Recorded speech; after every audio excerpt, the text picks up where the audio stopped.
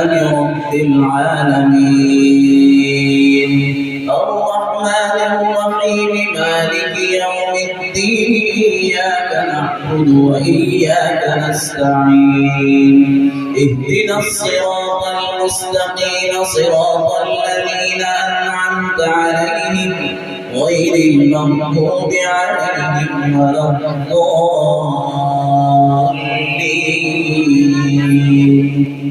واذكروا الله في أيام معدودات فمن تعجل في يومين فلا إثم عليه ومن تأخر فلا إثم عليه لمن اتقى واتقوا الله واعلموا أنكم إليه تحشرون